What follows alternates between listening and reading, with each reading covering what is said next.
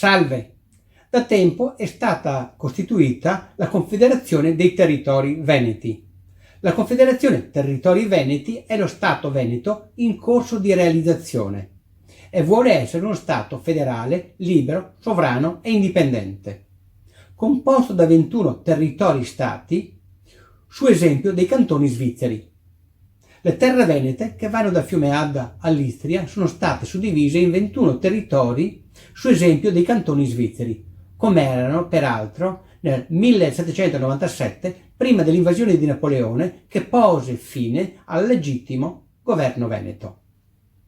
Il Consiglio della Confederazione è composto dai rappresentanti di vari gruppi indipendentisti, cioè denominazioni maggiormente rappresentative finalizzate alla riaffermazione dello Stato veneto e del diritto dei territori veneti all'autodeterminazione politica a seguito del decreto legislativo 212 del 2010, che ha abrogato, cancellato in via definitiva, l'annessione dei territori veneti allo Stato italiano. La giurisdizione italiana di diritto perciò è cessata dal 2010.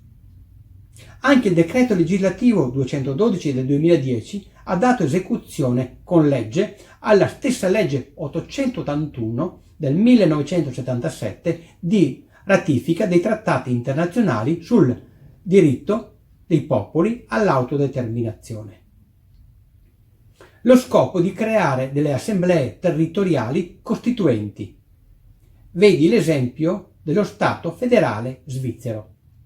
Ogni territorio con la sua propria distinta Costituzione e propria personalità statale dichiara la propria libertà, sovranità e indipendenza e a loro volta i territori costituiscono la Confederazione.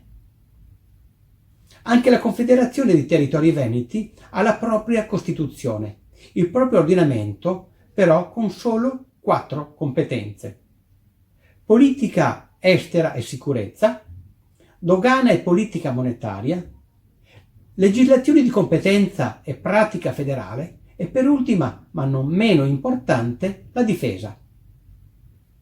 La giurisdizione di diritto italiana perciò è cessata dal 2010.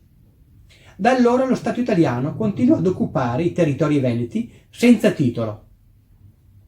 L'occupazione italiana finisce con l'adozione da parte dei territori veneti del proprio ordinamento, proprie strutture statali, proprie autorità.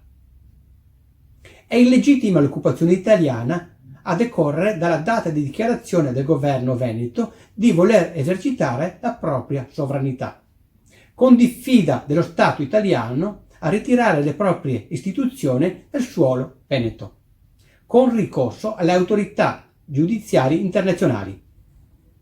Partecipa anche tu e dai il tuo contributo personale al cambiamento. Vai su confederazioneterritorieveneti.org. Grazie.